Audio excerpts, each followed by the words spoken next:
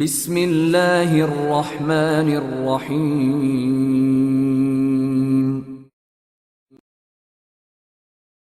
शैतानी हथियार। जिंदगी की वो रात भी अजीब होती है जब बेतहाशा अंधेरों में भटकते हुए आगे बढ़ो तो अंधेरे महताब निगल चुके होते हैं। हमारे अतराफ अनगिनत सदाओं का एक ऐसा जंगल है जहां हम भटकते हैं, हर गुजरते लम्हे की आंख में खटकते हैं। राख होने वाली है, शाम होने वाली है। रोशनी में सायों का एक मेला सा था, मगर वो तन्हा थी। मौत की पनाहों से जिंदगी निकलती है, जुल्म करने वालों से जुल्म बर्दाश्त करने वालों तक एक ऐसी कहानी जिनकी हंसती बसती दुनिया में जहरीले लोगों ने ऐसा जहर फैलाया कि जिंदगी मिटती चली गई। सुबह का सूरज बुझता चला गया। दौलत की हवस में अंधे हो जाने वाले सफाक शिकारियों का भयानक खेल, एक अनोखी कशमकश का आगाज। मुसन्निफ अमजद रईस। चकामोगा हस्टिंग कैंप की मेंबरशिप 15 साल से एंड्रयू के पास थी। एलीट कैंप मुख्तलिफ अंदाज में उसके लिए मुफीद साबित हुआ था। 40 मिनट ड्राइव के बाद उसने आखिरी मोड़ काटा और कुछ देर बाद कैंप के स्टील गेट पर पहुंच गया। पोर्शे से उतरकर उसने कीपैड पर कॉम्बिनेशन पंच किया। गेट खुलने के बाद वो गाड़ी अंदर लेकर गया। फी एकड़ यहाँ सफेद दुम वाले हिरन इतने ज्यादा थे कि अमेरिका का कोई इलाका बराबरी नहीं कर सकता था। अभी से ग्लाइकॉन को तलाश करना था। मरकजी केबिन पर वो नहीं था। केबिन की चाबी उसके पास मौजूद नहीं थी क्योंकि वो कैंप का मेंबर नहीं था। एंड्रयू ने उसे गेट से आने के लिए मखसूस कॉम्बिनेशन दिया हुआ था। यहाँ मुलाकात सिर्फ हंगामी हालात में ही हो सकती थी। इससे पहले वो दोनों सिर्फ एक मरतबा यहाँ से पहले प्रोजेक्ट के मौके पर मिले थे। इसके बाद से दोनों ने दो बदू मुलाकात नहीं की थी। वो कहीं नजर नहीं आ रहा था, लेकिन एंड्रयू जानता था कि वो कैंप में मौजूद है। लेकिन कहाँ? एंड्रयू कैंप में चकरा रहा था। ये ऑफ सीजन था, किसी और की मौजूदगी का इम्कान कम था। एंड्रयू ने नाक सकेड़ी, कहीं लकड़ियां जल रही थीं। वो इस सिमत में रवाना हो गया जिधर से जलने की बू आ रही थी। दरख्तों से घिरी एक खाली जगह पर वो मौजूद था। वो अलाव में हिरन का गोश्त भून रहा था। बैठ जाओ। ग्लाइकॉन ने जेबी चाकू से एक भुना हुआ टुकड़ा तराश कर वकील को पकड़ा दिया। ग्लाइकॉन ने आउट ऑफ सीजन शिकार करके मुकद्दस असूल की खिलाफ वर्जी के अलावा स्टेट और वफाक के कानून की खिलाफ वर्जी की थी। वैसे भी वो मेंबर था, ना ही खास तादाद में शिकार के लिए प्रीमियम अदा किया था। मेंबर होता तो फीस अदा करता। वकील एंड्रयू का ध्यान बड़े और खतरनाक मसाइल की तरफ था। हमें मुश्किलात का सामना है, एंड्रयू ने बोटी चबाते हुए कहा। दो हकीकी मसले। जल्दबाजी मत करो और खाओ, ग्लाइकॉन ने कहा। एंड्रयू बज़ाहिर आग की तरफ देख रहा था, लेकिन उसे राइफल हैंडगन नजर आनी चाहिए थी, जबकि वहां सिर्फ उसका डफिल बैग नजर आ रहा था। मैं तरजीह दूंगा कि पहले काम की बात कर लें, एंड्रयू ने कहा। तो फिर रस्मी कार्रवाई शुरू करो, ग्लाइकॉन ने कहा। व्हाट? एंड्रयू ने कहा। एंड्रयू, अपने कपड़े उतारो, ग्लाइकॉन बोला। एंड्रयू का दौरान खून तेज हो गया। तुम्हारा ख्याल है कि मैंने कपड़ों के नीचे कुछ छुपाया हुआ होगा?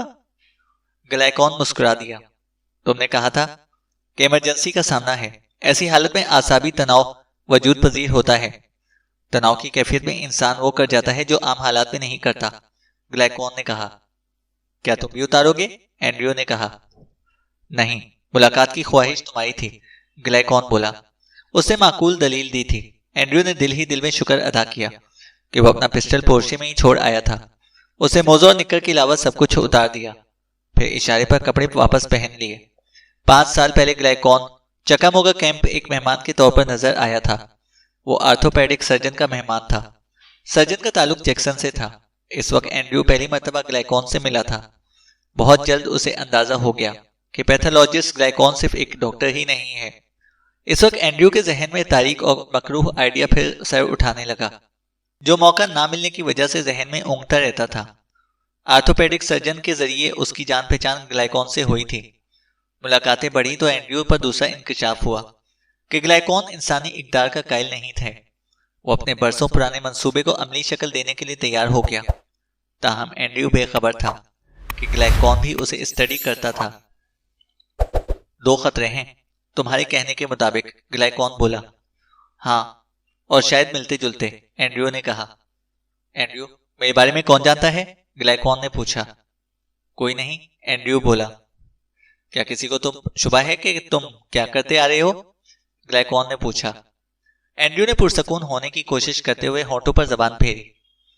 गालिबन एक FBI एजेंट मेरे पीछे है, एंड्रयू ने कहा। आदमी का नाम? ग्लाइकॉन ने पूछा। वो औरत है, ग्रेस की बहन अलेक्जेंड्रा मोर्स, एंड्रयू ने बताया। ग्लाइकॉन के होठों पर पुरस्कार मुस्कुराहट नमूदार हुई। उसे तुम पर शक क्यों कर हुआ? ग्रेस के शौर बिल फिनल का ख्याल है कि डेथ बेड पर ग्रेस ने अपनी बहन को कुछ बताया था, एंड्रयू ने कहा। ग्लाइकॉन की तेज आंखें बर्मे की तरह एंड्रयू की आंखों में उतरी जा रही थीं। उसे तुम्हारे वजूद का क्यों कर इल्म हुआ? ग्लाइकॉन ने पूछा। मुझे नहीं मालूम। बिल गधा नहीं है कि उसने बताया होगा, एंड्रयू बोला। क्या ग्रेस की बहन बराह रास्त तुमसे मिली थी? एंड्रयू ने पूछा। नहीं। उसने अपने ताल्लुकात इस्तेमाल किए होंगे, ग्लाइकॉन ने पुरसोच अंदाज में कहा। तुमने बिल के साथ रियल एस्टेट डील की थी, तुम्हें हीरो पर ही रहना चाहिए था, ग्लाइकॉन ने कहा। लेकिन वो डील बेहतर थी, एंड्रयू ने कहा। बेहतर होती अगर तुम्हारे लिए खतरा ना बन जाती, ग्लाइकॉन बोला। एंड्रयू को फौरन दो चीजों का ख्याल आया। पहली बात यह कि उसके साथी मुतवातिर हम की बजाय तुम का लफ्ज इस्तेमाल कर रहा था। दूसरी ये कि वो गिरफ्तारी या कैद की बजाय मौत या हलाकत की बात कर रहा था। ग्लाइकॉन ने उसे देखते हुए सवाल किया। तुम्हारे ख्याल में FBI तुम्हारे पीछे है, ग्लाइकॉन ने कहा। एंड्रयू ने नफी में सर हिला दिया। वो खुद मुश्किल में है और अपने तौर पर काम कर रही है। ब्यूरो ने उसे मुअत्तल किया हुआ है। उसका एक साथी उसके हाथों मारा गया था। FBI मुलविस नहीं हो सकती क्योंकि ये स्टेट क्राइम है, एंड्रयू ने कहा। और कुछ? ग्लाइकॉन ने सवाल किया। मुझे शक है कि वो मेरे दफ्तर में चोरी छुपे दाखिल हुई थी, एंड्रयू ने कहा। ग्लाइकॉन पलक झपकाए बगैर उसे तक रहा था। तुम्हें किसी बात पर यकीन भी है या सिर्फ डरे हुए हो या फिर सच छुपा रहे हो? ग्लाइकॉन ने कहा। मैं खौफजदा नहीं हूं। अगर ऑफिस में दाखिल हुई भी थी तो कंप्यूटर से कुछ हासिल नहीं कर सकती, वकील एंड्रयू ने कहा। ग्लाइकॉन ने चंद और सवालात किए और कहा, चलो, ग्रेस की बहन एक खतरा हुई, और दूसरा खतरा कौन है? ग्लाइकॉन ने पूछा। दूसरा बराह रास्त है लेकिन काबू किया जा सकता है, एंड्रयू ने कहा। बोलते रहो, ट्रेवर ने कहा। वो हमारे साबका क्लाइंट्स में से एक है, विलियम ब्रेड, जो विक्सबर्ग में आबी कैरियर्स का मालिक है। वो ज़हनी खलल का शिकार हो गया है। कभी हजूम में अपनी फौतशुदा बीवी को देखता है, कभी खुदकुशी की बात करता है और कभी मर्डर की, वगैरह वगैरह। तुम्हें याद होगा कि उसकी बीवी ने मरने में बहुत वक्त लिया था, एंड्रयू बोला। क्या उसने तुम्हें कॉल की थी?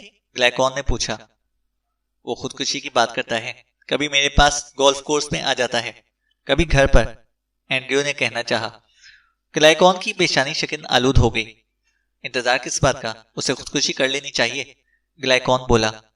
एंड्रयू ने जबरदस्ती कहा लगाया। मैं नहीं समझता कि वो खुदकुशी करेगा। आखिरी वक्त में हम पर इल्जाम लगाकर पुलिस बुलाएगा, एंड्रयू बोला। तुम्हारे ख्याल में वो तुम्हारी धमकी के अलावा अपनी बीवी का अंजाम भी भूल गया है? ये बुज़दिल लोग बहुत कमजोर होते हैं। इसका ज़मीर सो गया था जब वो हमें मर्डर के लिए अदायगी कर रहा था, ग्लाइकॉन ने कहा। हमें क्या करना चाहिए? एंड्रयू ने सवाल किया। हम मुसीबत से निकलने के लिए तुम क्या कर लोगे? ग्लाइकॉन ने कहा। एंड्रयू ने सबकी महसूस की। मेरा मतलब? तुम्हारा मतलब था यही कि मैं तुम्हारी गर्दन बचाने के लिए क्या कर सकता हूं, ग्लाइकॉन ने कहा।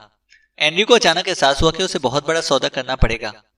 ग्लाइकॉन लंबी चौड़ी जिसामत के साथ तनकर खड़ा हो गया। मैं जनाब ब्रेड साहब को देख लूंगा, ग्लाइकॉन ने आम से अंदाज में कहा। क्या वो रात में घर पर होगा? ग्लाइकॉन ने पूछा। हाँ, मैंने कहा था कि मैं आकर बात करूंगा, एंड्रयू ने कहा।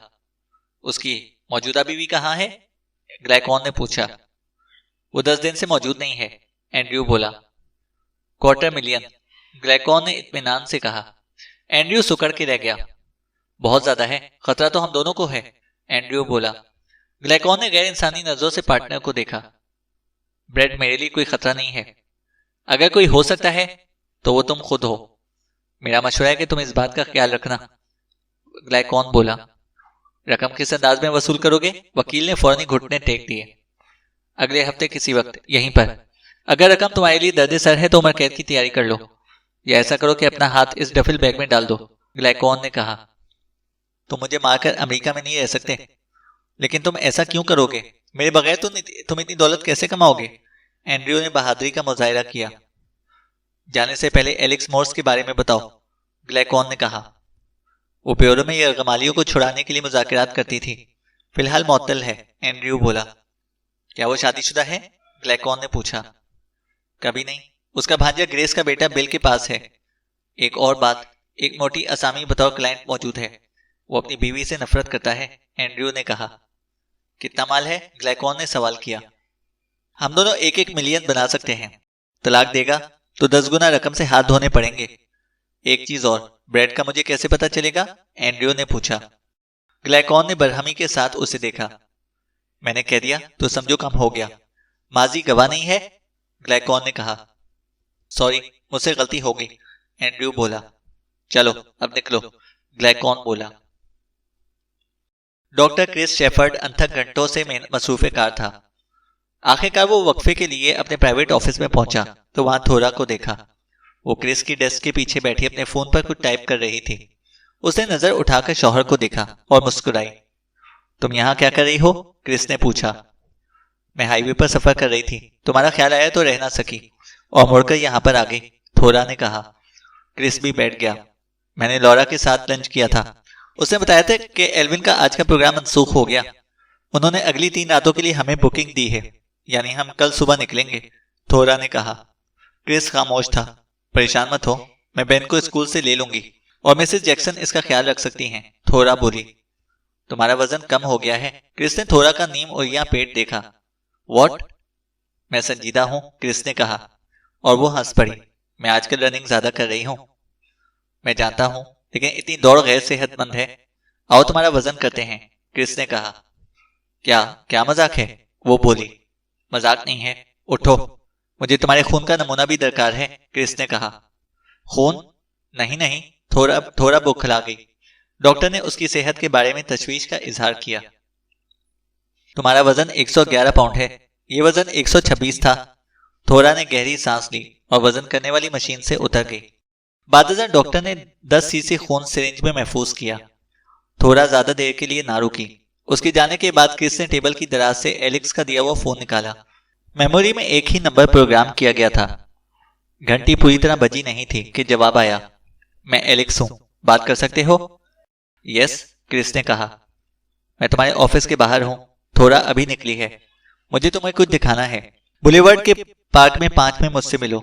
मैं बड़ी पहाड़ी पर मिलूंगी, एलेक्स ने कहा। वो पार्क नहीं, इंडीज का ग्रैंड विलेज है, क्रिस बोला। व्हाटएवर, जल्दी करो, एलेक्स बोली। दोनों की मुलाकात 5 की बजाय 20 मिनट में हुई। क्या दिखाना चाहती हो? क्रिस ने कहा। तुमने FBI को फोन तो नहीं किया? एलेक्स बोली। कर सकता था, क्रिस बोला। ऐसी सूरत में मेरी मुलाजमत चली जाती। तुम अभी तक उलझे हुए हो, लेकिन मैं खुश हूं कि मुझ पर किसी हद तक भरोसा कर रहे हो, एलेक्स दिलकश अंदाज में मुस्कुराई। हमें यहां से हटना चाहिए, सेंट कैथराइन क्रीक बेहतर जगह है, एलेक्स बोली। ठीक है, क्रिस बोला। मतलूबा मकाम पर एलेक्स ने पर्स को खोला। क्रिस फ्रस्ट्रेशन का शिकार था। एलेक्स ने एक फोटोग्राफ उसके हवाले किया। फोटो में थोड़ा लेन सिंह के बहुत नजदीक खड़ी थी। उनके हुक्म में जो फायर प्लेस नजर आ रहा था वो उनके नए घर का था। वो घर एवलोन में था। दोनों का अंदाज बातें करने का था। तुमने सुना था कि वो क्या बात कर रहे थे? क्रिस ने पूछा। मैं इतने करीब नहीं जा सकती थी, एलेक्स ने कहा। मैं समझता हूं कि ये अच्छी अलामत नहीं है, लेकिन क्या इससे साबित होता है कि इन दोनों के दरमियान अफेयर चल रहा है? क्रिस गुस्से से बोला। वो दरख्त के एक गिरे हुए तने पर बैठ गया। क्रिस ने चंद सवालात किए। एलेक्स ने उसे मुतमईन कर दिया और बताया कि उसने प्लांट थाईलैंड पर लंच नहीं किया था। उसने मुझसे कहा था कि लोरा के साथ उसने वहां पर लंच किया था, क्रिस ने कहा। क्रिस, एलेक्स बोली। वो एलेक्स की तरफ नहीं देख रहा था। क्रिस, वो तुमसे गलत बयानी कर रही है। तुम्हारे दिमाग में अभी तक शक है तो ये सेलफोन के बिल देखो। आज 12:28 दोपहर में कॉल की थी। इस कॉल के फौरन बाद वो लेन सिंह से मिली थी। मैं ताकुब में थी। फोटो मैंने खिड़की में से लिया था। अब तक के शवाहिद को यकजा करोगे तो वाज़ेह तस्वीर बन जाएगी, एलेक्स ने कहा। मैं समझ गया, वो चीख पड़ा और उठकर चल दिया। तस्वीर उसने रेत पर फेंक दी थी। बेन बेसबॉल ग्राउंड में अपनी टीम के साथ पुरजोश खेल में मगन था। क्रिस को पता नहीं चला कि थोरा कब वहां आई। बेन के बारे में बात करते करते वो बोली, मेरा ख्याल है कि कुछ वक्त हमें घर पर साथ गुजारना चाहिए। कल तो मैं चली जाऊंगी, थोरा बोली। जाने का प्रोग्राम तुम्हारा है, क्रिस ने कहा। थोरा धीरे से सर हिलाया, लेकिन बोली कुछ नहीं। क्रिस उसके करीब से गुजरकर टीम की तरफ को चल पड़ा। उसका ख्याल था कि वो इसे आवाज देगी, लेकिन कोई आवाज ना आई। क्रिस अपने जज्बात पर काबू पाने की कोशिश कर रहा था। वो इस वक्त शॉक में था जब एलेक्स ने बिलिंग कार्ड चेक करने के लिए कहा था। ऑनलाइन चेकिंग के दौरान उसे कई अनजाने नंबर्स मिले थे, लेकिन उनमें कोई शेन लेन सिंह का नहीं था। अजीब बात थी कि 12:28 पर कोई कॉल नहीं थी। एलेक्स से गलती हुई थी, या फिर वो थोड़ा के सेलफोन के बारे में कुछ नहीं जानता था। तारीकी फैल रही थी। स्टेडियम की बत्तियां रोशन हो गई। थोड़ा सबसे ऊपर वाली बेंच पर क्रिस के पास पहुंच गई। उसके हाथों में 2 बियर की बोतलें मौजूद थीं। तुम बताओगे आखिर बात क्या है? वो उसके करीब बैठ गई। कोई खास बात नहीं है, क्रिस बोला। वो कुछ और करीब आ गई। आज तुम्हारी मसरूफियात क्या थीं? डॉक्टर ने गैर मुतवक्का सवाल कर डाला। वो बीवी को देख रहा था। वो गड़बड़ा गई। ये क्या सवाल हुआ? वही मामूल के मुताबिक, सुबह की दौड़, पैराकी, जिम खाना, फिर लंच, बादजा कॉन्ट्रैक्टर्स के साथ मसरूफियत, आखिर में ट्रिप के लिए चंद अशिया की खरीदारी, थोरा ने कहा। कॉन्ट्रैक्टर्स के साथ क्या मामला है? क्रिस ने पूछा। वो मजीद रकम का एडवांस का मुतालबा कर रहे हैं, थोरा ने कहा। खामोशी का वक्फा आया। दोनों खेल की तरफ मुतवज्जा थे। क्रिस की नजर तमाशाइयों पर गई। तकरीबन सभी चेहरे जाने पहचाने थे। ताहम उसने अपना हमउम्र एक अजनबी चेहरा भी देखा। वो आदमी उन्हीं की तरफ देखकर हाथ हिला रहा था। क्रिस का बदन सुन्न हो गया। वो लेन सिंह था। थोरा ने यूं हाथ हिलाकर जवाब दिया जैसे वो कोई उसका पुराना रिश्तेदार हो। क्रिस, हाथ हिलाओ, उसने उकसाया। क्रिस ने जहन में उसे गंदी गाली से नवाजा और खेल देखने लगा। एवलोन में तुमने लेन सिंह को देखा था? क्रिस ने पूछा। हाँ, वो अपने घर जाते वक्त हमारी साइड पर रुका था। वो पहली मुलाकात थी। थोड़ा बेचैन दिखाई दी। मैं तुम्हें बताना चाहती थी, लेकिन तुम बहुत मसरूफ थे। थोड़ा ने चंद बातें लेन सिंह के बारे में बताई और लेन सिंह से मिलने की पेशकश की। क्रिस ने इनकार करना चाहा, ताहम हामी भर ली। दोनों खड़े हुए और नीचे उतरने लगे। क्रिस अपने बेटे बेन के साथ बिस्तर में था। दोनों ने बेन को गोद लिया था। क्रिस ने शादी से पहले थोरा के साथ कई बरस डेटिंग की थी। वो सरासर गलत था। वो थोरा की शख्सियत के पेचीदा और तारीक पहलू को समझने में नाकाम रहा था। अब उसकी जिंदगी भी खतरे में थी। एलेक्स ने दुरुस्त कहा था। रोज बरोज उसकी कहानी की सच्चाई उजागर हो रही थी। एलेक्स ने खतरा मोड़ लिया था। डॉक्टर FBI को फोन कर सकता था। एलेक्स ने कहा था कि ऐसी सूरत में उसकी नौकरी चली जाएगी। उसने साफगोई से काम लिया था। एलेक्स ने डॉक्टर पर भरोसा किया था। डॉक्टर क्रिस का दिमाग चकरा रहा था। एलेक्स को इसकी जरूरत थी। अब उसे एहसास हुआ कि वो खुद भी एलेक्स का मोहताज है। विल क्लिमर ने कॉल की थी। डॉक्टर एंड्रयू रेस कहीं भागा नहीं, जरा आराम करो। फोन कैसे किया? एलेक्स ने आराम का मशवरा नजरअंदाज करते हुए सवाल किया। विक्सबर्ग वाला विलियम ब्रेड याद है? क्लिमर ने पूछा। हाँ, 5वें शिकार का शौहर, एलेक्स ने कहा। उसने खुदकुशी की कोशिश की है, क्लिमर ने कहा। एलेक्स हड़बड़ाकर उठकर बैठ गई। कैसे? कब? वो ज़ियाबतीस का मरीज था। गुज़िश्ता शब जब उसकी मुलाजमा ने उसे देखा तो वो बेहोश था। यूं मालूम होता था कि इंसुलिन का फुल डोज लेकर वो मुकम्मल कोमा की हालत में चला गया है, क्लिमर ने कहा। क्या ये हादसा हो सकता है? एलेक्स ने पूछा। मुमकिन है, लेकिन ब्रेड के डॉक्टर की राय मुख्तलिफ है, क्लिमर ने बताया। मुमकिन है कि एहसास जुर्म हो। वो अपनी बीवी के साथ जो कुछ कर चुका था वो बर्दाश्त ना कर सका, एलेक्स ने कहा। उसकी बीवी की मौत करबनाक थी। उसने बहुत वक्त लिया था, क्लिमर ने बताया। उसके बारे में हमें गुज़िश्ता चंद रोज की हर तफसील मालूम करनी चाहिए, एलेक्स ने सोचते हुए कहा। अंकल, आपका शुक्रिया। आपके बगैर में पानी में मुर्दा छिपकली के मानंद होती, एलेक्स ने कहा। तुम्हें अपना बहुत ख्याल रखना है।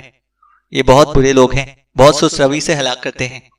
तरीका कार बेदाग है, लेकिन इसका यह मतलब नहीं कि जरूरत पड़ने पर वो हर मर्तबा ऐसा ही करेंगे। तुम रुकावट बनोगी तो वो बेधड़क अचानक हमला कर सकते हैं, क्लेमर ने कहा। मैं ख्याल रखूंगी, लेकिन मुझे जिमी को बचाना है। वो परेशान है। मरदूद बिल ने किसी औरत को घर में रखा हुआ है। समझ लो कि वो कौन होगी। वही जिसकी वजह से ग्रेस की जान गई। जिमी मेरे पास आना चाहता है, एलेक्स ने कहा। एंड्रयू ने बिलाखिर मोटी ताजी मछली को कांटा निगलने पर मजबूर कर ही दिया। कार्सन जी बार्नेट तेल के कारोबार का बादशाह था, जो इस वक्त एंड्रयू के बिल मुकाबिल बैठा था। गुज़िश्ता 3 घंटों से कार्सन अपना दुखड़ा सुना रहा था। जाहिर है कि रोना धोना उसकी बीवी से मुतालिक था। एंड्रयू के चेहरे पर मसनूई तशवीश और संजीदगी थी।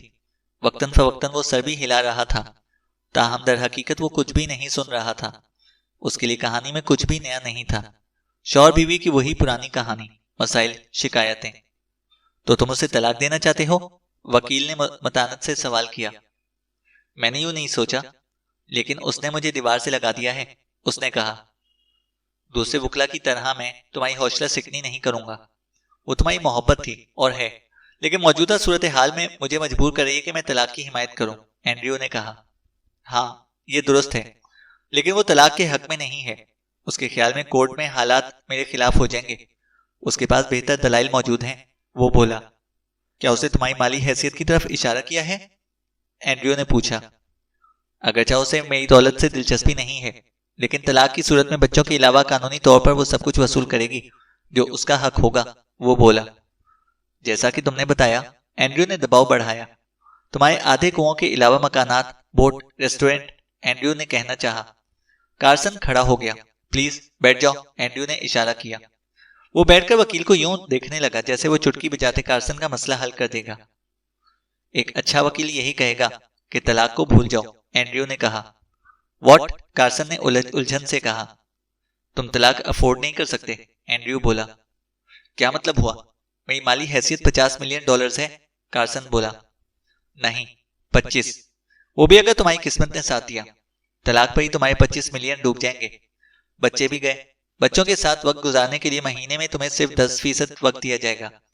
बच्चे वैसे ही नाराज होंगे कि तुम किसी और के लिए उनकी मां को छोड़ रहे हो, एंड्रयू ने कहा। कार्सन एक बार फिर गुस्से में उठकर खड़ा हो गया। बैठ जाओ, जोश की जरूरत नहीं, होश की जरूरत है। मैं जो हल पेश करने जा रहा हूं। एंड्रयू ने कार्सन की आंखों में झांका। तुम्हें शौक लगेगा। देखो, कारोबार में भी मुश्किलात आती हैं, एंड्रयू बोला। हाँ, ऐसा होता है, कार्सन ने कहा। चंद मुश्किलात अमूमी तरीके से हल की जाती हैं, या रिवायती तरीकाकार कह लो। एंड्रयू ने दोनों हाथ मेज पर रख लिए। लेकिन बाज मुश्किलात से निपटने के लिए तख्लीकी सोच की जरूरत पड़ती है, एंड्रयू कह रहा था। क्रिस अस्पताल से वक्फा लेकर साइकिल उठा के निकल गया था। वो अंधाधुंध साइकिल भगा रहा था, दिमाग में हलचल थी। भाईजान मान वो मुड़ती हुई गाड़ी से तकरीबन टकरा गया। उसे शिद्दत से ब्रेक लगाए कि हैंडल बार के ऊपर चला गया। वो शोर मचाने वाला था कि ड्राइवर बाहर निकलकर चीखने लगी। वो मुंह खोले खड़ा था। तुम मेरी कॉल्स का जवाब क्यों नहीं दे रहे थे? एलेक्स मोर्स ने बुलंद आवाज में कहा। लगता था कि वो कई रोज से सोई नहीं थी। क्योंकि मुझे मालूम था कि तुम क्या बात करोगी, क्रिस ने कहा। सवाल ही पैदा नहीं होता कि तुम्हें मालूम हो। बहुत बुरा हो गया है, मेरे ख्वाबों ख्याल में भी ना था, एलेक्स ने कहा। क्या कह रही हो? क्रिस बोला। जो अमवात हो चुकी हैं, उनमें से एक की बीवी के शौहर की जान खतरे में है। वो कोमा में है। कई साल पहले एंड्रयू के जरिए उसने अपनी बीवी को मरवाया था और अब इंसुलिन का ओवरडोज लेकर खुदकुशी की कोशिश की है, एलेक्स ने उजलत में बताया। क्या ये हादसा था या इत्तेफाक हो सकता है? क्रिस ने सवाल किया। मैं ऐसा नहीं समझती, कोई और बात है। ब्रेड ने बीवी को मरवाने के लिए वकील को हायर किया था। गालिबन वो एहसास जुर्म का शिकार हो गया था, लिहाजा उसे खत्म करना जरूरी था, एलेक्स ने कहा। क्या तुम जागती रही हो, एजेंट मोर्स? क्रिस ने पूछा। क्या तुम मुझे एलेक्स नहीं कह सकते?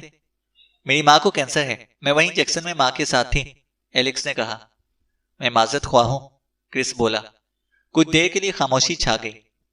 मेरा अंदाजा था कि तुम इस तरफ आओगे, एलेक्स ने कहा। थोरा ने यहीं रनिंग की थी, मैं ताकुब में थी, एलेक्स बोली। क्रिस ने जज्बाती चुभन महसूस की। देखो एजेंट मोर्स, क्रिस ने कहना चाहा। फॉर गॉड सेक, तुम मुझे एलेक्स कह सकते हो, एलेक्स बोली। ओके एलेक्स, आज जाती बातें ना करो, मैं सुनना नहीं चाहता, इसलिए कॉल्स का जवाब नहीं दिया था, क्रिस बोला। ठीक है, क्या चाहते हो? राइडिंग ज्यूइश हिल, दरिया को देखेंगे, क्रिस ने कहा। क्या मैं भी? एलेक्स ने कदरे हैरत महसूस की। हाँ, क्रिस ने उसकी आंखों में देखा। ओके, पैदल चलते हैं, एलेक्स ने कहा। सिर्फ वही जानती थी कि क्रिस को अंदर ही अंदर क्या चीज खा रही है, और क्रिस भी इस हकीकत से वाकिफ था। लेकिन अगर किसी ने हमें साथ देख लिया तो, क्रिस ने खदशा जाहिर किया। एलेक्स ने शाने उचकाए। कह देना मैं डॉक्टर हूं। तुम्हें और टॉम केज को एक एसोसिएशन की जरूरत है, एलेक्स ने कहा। क्रिस कई दिन बाद पहली मर्तबा मुस्कुराया था, और ये खालिस मुस्कुराहट थी। ऑन्कोलॉजी पर मैंने चंद किताबें पढ़ी हैं, एलेक्स ने कहा। क्या सीखा? डॉक्टर क्रिस ने सवाल किया। खून के कैंसर के 90% वजूहात से हम लाइल्म हैं। हाँ, इतना मालूम है कि अक्सर में वजूहात मुख्तलिफ होती हैं, एलेक्स बोली। क्या मैंने भी कुछ लिखा है? डॉक्टर ने कहा। हाँ, लेकिन मैंने बहुत कम समझ पाई हूं, एलेक्स ने जवाब दिया। कुराए अर्ज पर कैंसर के लिए सबसे ज्यादा असर पजीर वजह डायऑक्सिन है। किसी के बदन में 1 नैनोग्राम ऑफ डायऑक्सिन दाखिल कर दो। जब मरीज आखिरी सांस लेगा, डायऑक्सिन इस वक्त भी बदन में मौजूद होगी। डायऑक्सिन केमिकल है, लिहाजा मर्डर वेपन के तौर पर भरोसे के लायक नहीं। दोनों ने कैंसर के तमाम खानदान पर बात करने के लिए काफी वक्त लिया कि नुक्स से पाक मर्डर वेपन कौन सा हो सकता है। ट्यूमर्स पर भी जाहिर बात की गई। ज्यादातर क्रिस महवे गुफ्तगू रहा। अपना ख्याल रखना, एलेक्स ने कहा। हाँ, बाद में बात करेंगे, क्रिस ने कहा। वादा? एलेक्स के मुंह से बेख्तियार निकल गया। क्रिस ने नजर उठा के उसे देखा। वो जमीन को तक रही थी। क्रिस देखता रहा। हर नक्शे ख्याल जाजिब और रंगीन था। वादा? बिलाखिर उसने हल्की मुस्कुराहट से जवाब दिया। Doctor Elden Trevor south Jackson में किराए की सफेद वैन ड्राइव कर रहा था। उसकी मंजिल एक नाकाबिले इस्तेमाल पुरानी बेकरी थी। चारों तरफ दीवारों पर तेज धार के वायर्स की रुकावट थी। वैन रोककर वो उतरा। वजनी ताला खोलकर वैन अंदर लेकर गया। गेट बंद किया, लेकिन ताला नहीं लगाया। उसे डिलीवरी का इंतजार था। पड़ोस में नेवल डी ट्रेवर DVM के नाम से मारूफ था। बज़ाहिर वो डॉग ब्रीडिंग का काम किया करता था और रिसर्च इदारों को जानवर फराहम करता था, जबकि हकीकत में ये एक पर्दा था। इमारत के तहखाने में इसकी मसरूफियत की नौयत कुछ और ही थी। उसने ये इमारत तहखाने की वजह से ही मुंतखब की थी। तहखाना काफी बड़ा और किसी हद तक खुफिया था। वो अंदरूनी जानिब कदम रखने वाला था कि उकुब में हॉर्न की आवाज बुलंद हुई। आने वाले ट्रक में पिंजरे और रेफ्रिजरेटर्स भी थे।